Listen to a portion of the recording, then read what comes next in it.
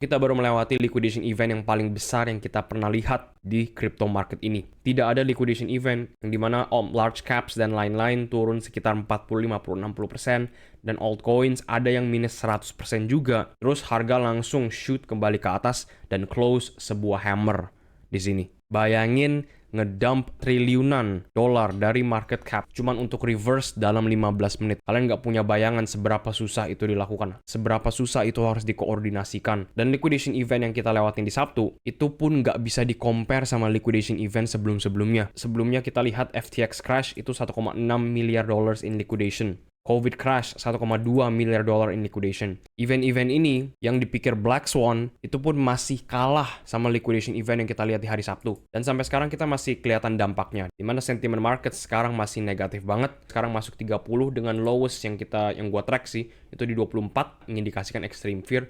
Gua antisipasi, gue buka-bukaan aja guys, gue antisipasi di members itu sampai 17, tapi ternyata nggak dapet, karena sebelumnya gue bilang kalau masuk 17 itu bakal jadi best buying opportunity, tapi nggak tahu dapat apa nggak lagi sekarang. Dan kalau dari seasonality kita juga lihat langsung sekitar 8% di wipe out dari performance bulan Oktober. Yang narasi harusnya jadi Oktober dan Oktober dan permulaan Q4, sekarang agak ditunda gara-gara liquidation event yang terjadi dalam 15 menit doang, by the way. Gue harus ingetin terus, dalam 15 menit doang, crypto market minus 1 triliun dolar. Jadi di segmen pertama gue bakal jelasin sedikit tentang apa yang terjadi di hari Sabtu, apa news yang leading up to liquidation event itu, dan apakah semua news ini itu cuma power play dan money play dan manipulasi untuk kita lihat market kembali lagi normal nanti. Kita mulai dari sini, 11 Oktober, hari H liquidation eventnya. President Trump ngeluarin news, announcement, kalau Amerika bakal ngeluarin 100% tarif on China. Habis itu, di hari yang sama juga, malam harinya,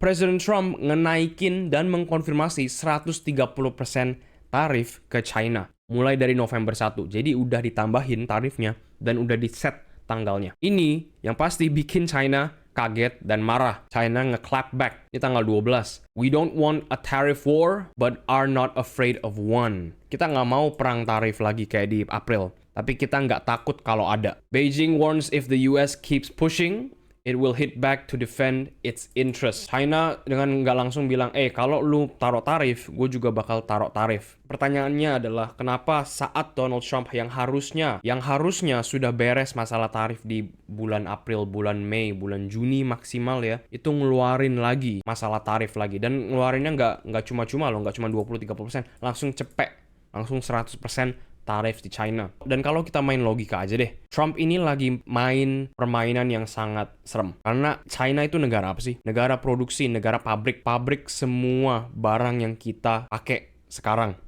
Semua barang-barang yang dipakai orang-orang Amerika, orang-orang Thailand, orang-orang Indonesia, itu semuanya rata-rata datang dari China. Amerika dengan tidak langsung dan dengan bodohnya ya, mungkin gue tambahin, itu melawan dan mengajak perang tarif negara yang mengontrol semua barang dan semua trade dunia. Dan Amerika tahu mereka lagi main permainan yang agak risky. Karena sekali China bilang, kita udah nggak mau kerja sama dengan Amerika, dimana cukup impossible sih. Tapi misalkan aja, Amerika bakal bener-bener in trouble. Meskipun Trump selalu bilang, gue mau semuanya dilakukan di Amerika. Gue mau semua barang-barang yang kita pakai itu dilakukan di Amerika, diproduksi di Amerika. Itu nggak bakal kejadian. Itu nggak realistis. Itulah kenapa Menteri Keuangan Amerika satu hari setelahnya, di tanggal 13 Oktober di hari Senin, Scott Bessent bilang 100% tarif di China nggak harus kejadian. Inilah yang kita udah lihat dari awal tahun 2025, sejak Trump jadi presiden.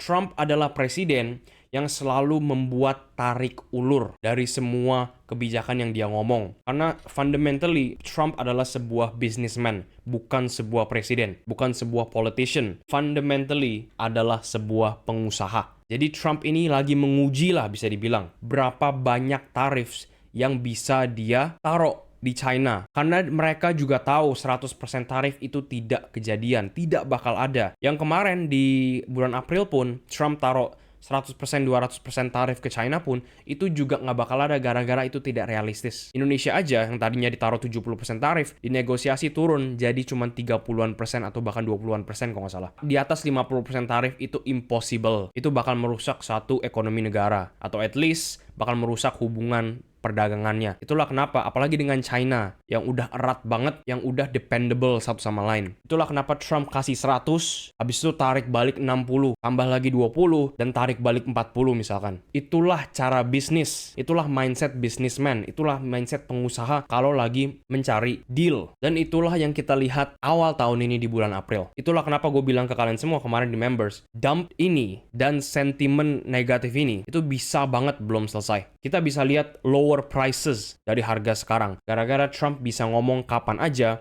untuk melakukan tanda kutip fase 2 trade deal ini. Jadi setidaknya open-minded aja sama harga makin turun ke bawah. Tapi kita ada good news, Presiden Trump dan Xi Jinping setuju kalau mereka berdua bakal ketemuan di Korea. Jadi rasa gue tinggal tunggu waktu aja sampai trade deal ini disepakati dan Trump bisa seperti biasa memperbaiki markets dan memperbaiki ekonomi.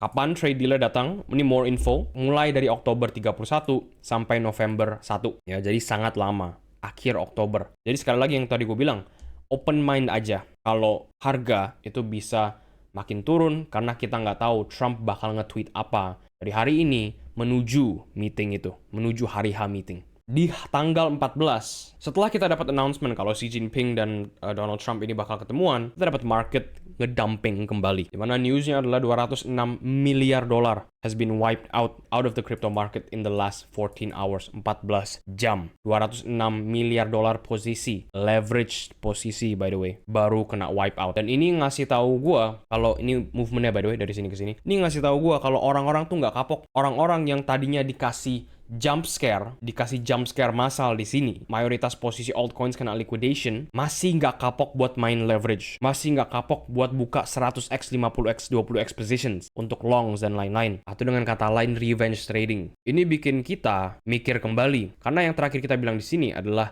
abis liquidation besar ini, maximum pain-nya adalah langsung naik ke atas, meninggalkan orang-orang yang udah nggak main markets lagi. Tapi berita ini ngasih tahu gua, kalau apakah maximum pain-nya itu malah di bawah. Itulah kenapa kalau kita tie-in ke news-news yang bakal datang tentang Donald Trump dan Xi Jinping dan China, itu bisa aja kita lihat sweep ke bawah lebih rendah untuk nge-convince mayoritas retail kalau markets ini udah nggak ada momentumnya lagi untuk naik ke atas. Dan disitulah maximum pain-nya. Karena kalau kita lihat liquidation, meskipun lebih banyak di atas ya, kita nggak usah fokusin dulu yang ke atas.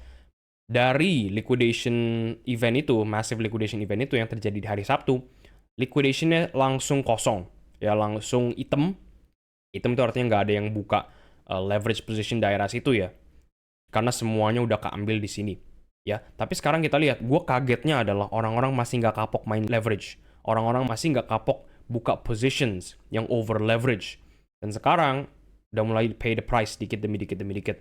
Ada liquidation cluster di bawah sini yang gampang banget buat market ngambil. Jadi maximum pain-nya bukan Bitcoin ke satu harga, tapi maximum pain-nya adalah orang yang udah kena liquidity di sini, bakal kena lagi, dan bakal kena lagi. Itu menurut gua maximum pain yang paling realistis yang bisa banget kejadian in the markets kalau orang-orang masih nggak kapok, dan ini buktinya ya, kalau orang-orang masih nggak kapok sampai sekarang.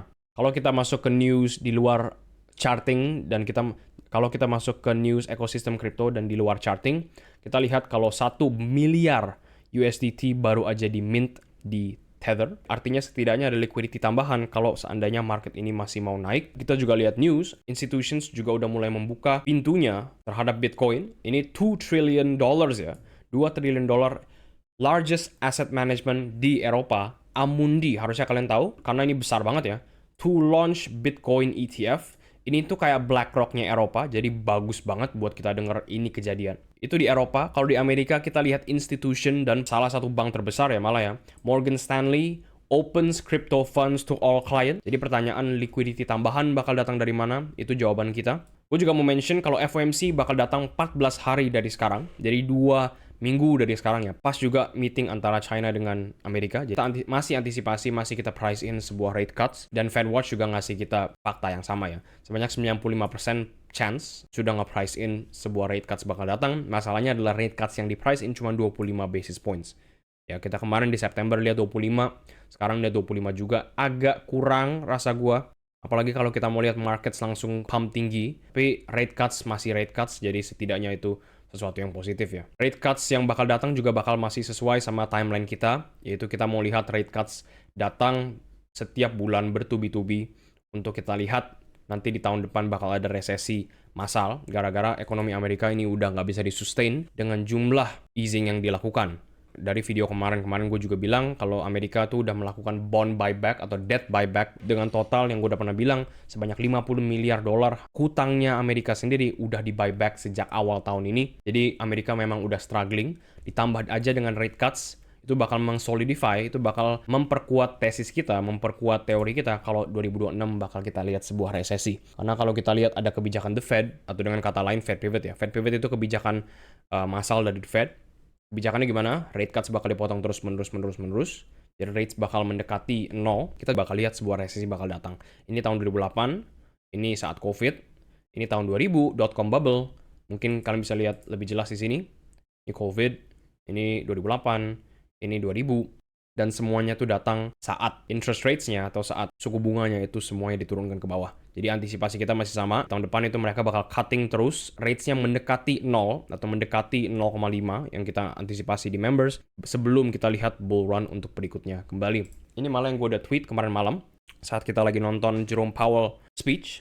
Di mana di speech-nya itu, Jerome Powell bilang, "The Fed may be approaching end of balance sheet contraction in coming months." Susah banget kok bahasa Inggrisnya. Bahasa Indonesianya adalah QE bakal datang. Artinya sih lebih ke QT mungkin diakhiri dalam bulan-bulan depannya. Dia cuma bilang incoming months. Nggak dikasih tahu berapa bulan lagi.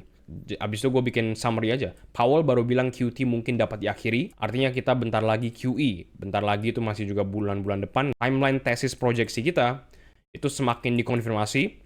Kalau kita bakal lihat QE di tahun 2026 sebelum mega bull run di tahun 2027 ya. Banyak juga yang bilang kalau bear marketnya mana, resesinya mana, sengaja nggak masukin di sini biar ngetes aja ya. Tapi gue cuma mau konfirmasi aja buat kalian semua. Kalau sebelum QE itu harus ada resesi. Harus ada kerusakan sebelum ada pemulihan. QE itu adalah solusi. QE adalah obat batuk. Harus dikasih sama orang yang batuk dulu. Itu analoginya sama dengan apa yang gue bilang dari dulu. Ekonomi harus rusak dulu, baru kita lihat pemulihan. Selain kita dapat news bullish ya, atau tanda kutip bullish long term, kalau gue tambahin narasi-narasi yang lain, narasinya tuh semuanya udah nge-align kalau Bitcoin masih mau naik kembali ke atas. Sekali lagi gue nggak bilang Bitcoin pasti naik, tapi setidaknya kalau gue kumpulin jadi satu, narasi-narasinya udah mulai keluar semua nih. Dimana max leverage udah ke wipe out di hari Sabtu kemarin. Elon Musk juga udah bilang BTC punya utilitas. Ini tweet yang gue nggak cover di sini. Hint bakal QE dari Jerome Powell yang barusan kita cover. Dan ini news baru. Department of Justice, DOJ, pemerintah lah bisa dibilang, mensita 15 miliar dolar in Bitcoin from massive pig butchering scam based in Cambodia. 15 miliar dolar di Bitcoin itu disita dari Amerika. Dan ingat, strategic Bitcoin reserve yang udah ditentukan sama Amerika tuh bagaimana? Bitcoin yang disita tidak bakal dijual. Jadi gue taruh di akhir, Amerika yang sita dan hold Bitcoin. Jadi 15 billion dollars ini, 15 miliar dolar ini, itu tidak bakal dijual sama Amerika langsung. Karena itulah rules yang diset sama Trump di bulan April atau Mei kemarin kalau nggak salah. Sekarang kita masuk ke charting. Ada beberapa hal yang mau gue kasih tahu kalian. Nomor satu, gue harus kasih tahu kalian tentang stop loss dan take profits mengenai leverage. Gue tahu kalian semua sekarang masuk leverage position. Mungkin ada yang over leverage gara-gara revenge trading. Gue harus ngingetin lagi ya buat yang revenge trading. Nggak ada yang bisa maksa kalian stop trading. Tapi saran gue adalah buat orang-orang yang masih trading, pakai leverage yang reasonable. Pakai leverage yang masuk akal. Yang nomor dua adalah sesuai sama apa yang gue ngomong di hari Sabtu, live yang saat jam ke bawah ya. Saat itu jujur kita nggak bisa analisa apa-apa, karena harga baru nyampe sini ya. Bener-bener baru, malah kayaknya enggak deh, kayaknya lebih lama. Kayaknya lebih ini deh, baru kayak gini mungkin ya. Jadi semua market baru dump, habis itu saat market baru naik dikit doang, kita langsung live di Sabtu kemarin ya. Gue bilang ke kalian semua, live public di hari Sabtu, kalau kita terbuka untuk semua senario, kita terbuka untuk semua proyeksi, gara-gara saat itu masih kurang data. Saat itu gue juga bilang kita bisa terbuka sama penurunan, Kita juga terbuka sama Dalai Lama. Malah maximum pain saat itu di Dalai Lama. Tapi yang gue bilang di live itu juga, senario yang paling realistis menurut gue adalah sebuah double bottom. Double bottom nggak harus bikin W formation, nggak harus rapi ya double bottomnya kayak gini. Bisa kayak gini, satu lebih turun daripada yang sebelumnya, atau satu yang lebih naik daripada sebelumnya. Dan itulah yang kita dapat sekarang. Kemarin sebenarnya saat harganya cuma kayak gini ya, kita antisipasi malah nih Dalai Lamanya, tapi kualifikasi Dalai Lama, kalau patternnya mau work di Dalai Lama itu harus naik langsung. Tapi apa yang terjadi ternyata nggak naik-naik ya. Malah cuman sideways, habis itu ranging turun ke bawah, habis itu malah bikin lower lows. Atau sorry, higher lows sih. Jatuhnya masih higher lows ya guys ya. Gara-gara ini low-nya itu lebih tinggi daripada low sebelumnya. Jadi kalau dilihat dari sini, kelihatannya langsung ya. Udah kayak W formation. Jadi apa yang gue mau kejadian, malah ini jadi level yang penting buat Bitcoin. At least short term banget ya. Jadi Bitcoin ini sekarang lagi disupport. Ini support line-nya juga agak lemah ya, nggak ada sudut yang terlalu agresif.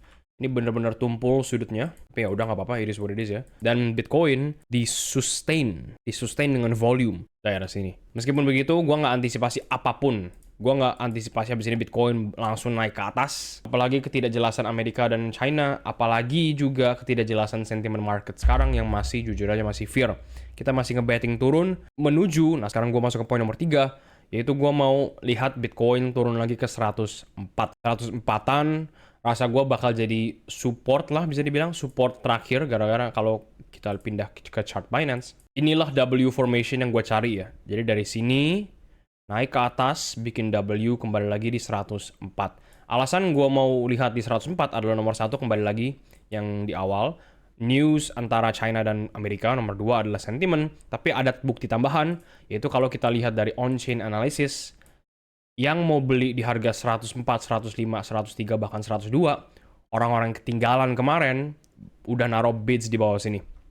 Alangkah baiknya buat kita maximum pain yang tadi gue bilang juga untuk ngomongin tentang liquidation juga ya, daerah sini. Ini juga 107, 106 juga. Jadi sekali lagi gue bilang gampang banget buat ini turun ke bawah, untuk ini juga keambil sebelum baru maximum pain-nya selesai dan di liquidation semuanya pada nge-shorting BTC cuman untuk di buyback dan di pump naik lagi ke atas. Kalau untuk bear market sih rasa gue belum datang. Bakal datang, tenang aja, bear market bakal datang kok. Tapi rasa gue belum datang ya, at least nggak sekarang. Apalagi kalau sekarang kita masih di dalam window weekly cycle low yang harusnya ini sih udah keambil sih. Jadi bear market nggak kita cari sekarang, tapi setelah weekly cycle low. Jadi weekly cycle low-nya setelah selesai di tanggal 26 Oktober.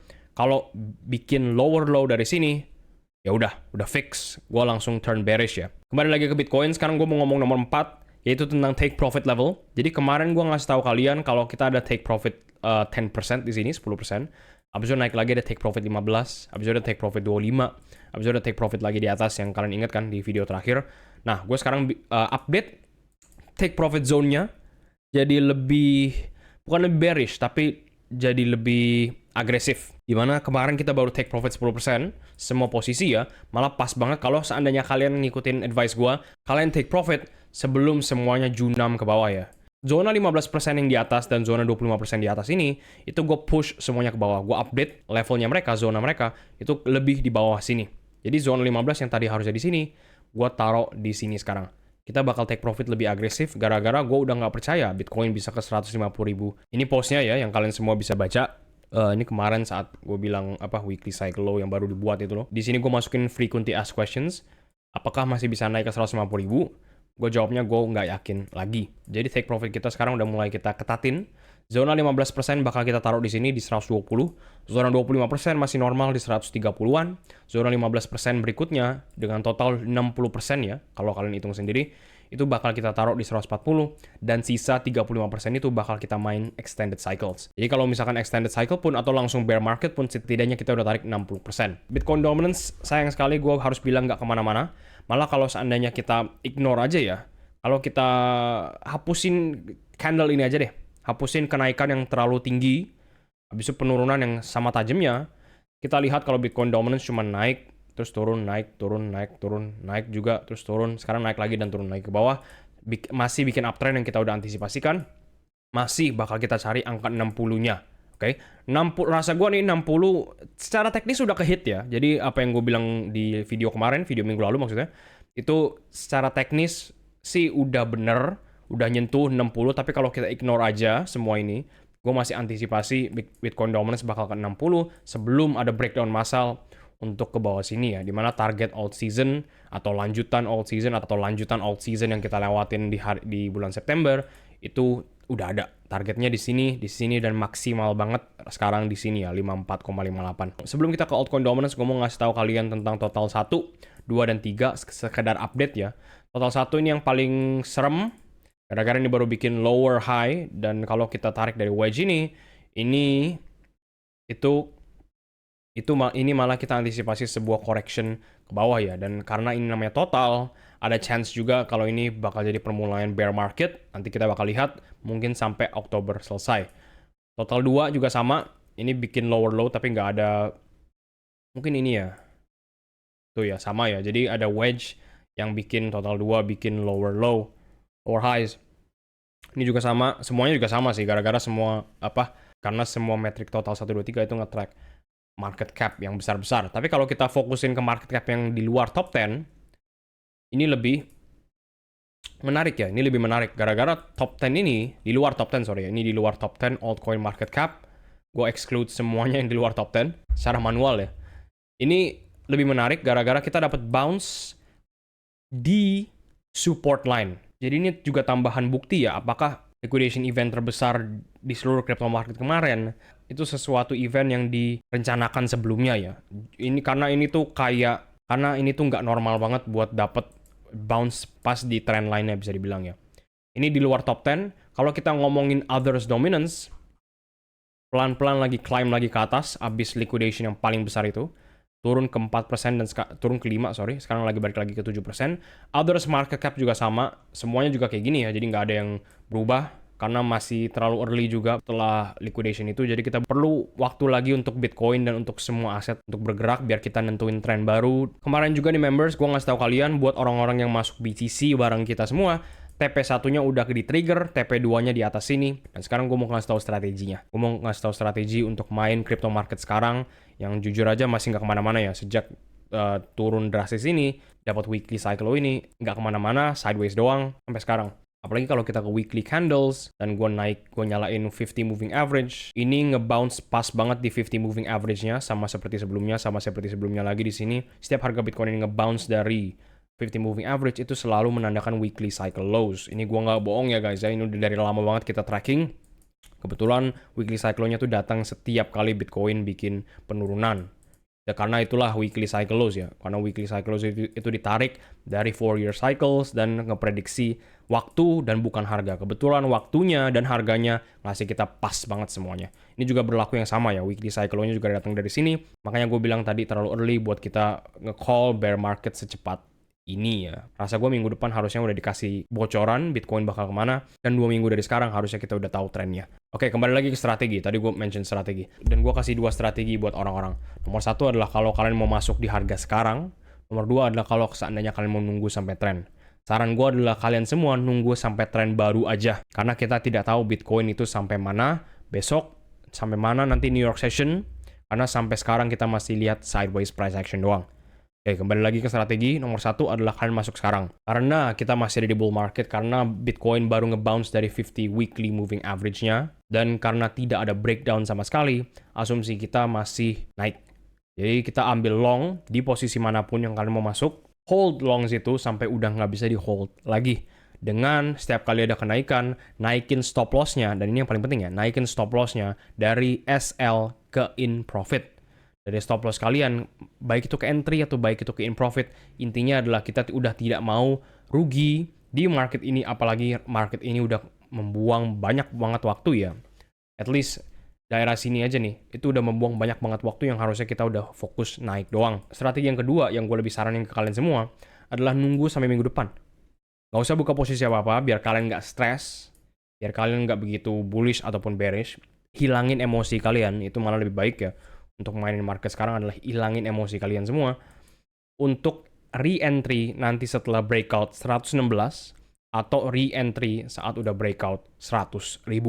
Karena kalau udah fix 100.000 kita bakal ambil short, atau bahkan 102 pun kalau di break juga kita bakal ambil short lebih ya, menuju ke 80 ataupun 92 ribuan. Jadi karena kita udah mulai mendekati cycle tops, kita mulai pelan-pelan main dua sisi. Satu longs dan satu shorts. Tapi saran gue kembali lagi ya, nggak usah stres banget sebenarnya. Apalagi kalau kalian baru masuk kemarin, bulan lalu, atau minggu lalu, ataupun daerah sini ya. Dan lewatin experience ini, langsung kalian trauma, mending kalian hold off dulu. Nggak usah masuk apa-apa, nggak usah commit terlalu banyak capital. Dan masuk saat udah trending kembali. Gara-gara kalau trending itu jauh lebih gampang buat profitnya. Baik itu naik ataupun turun.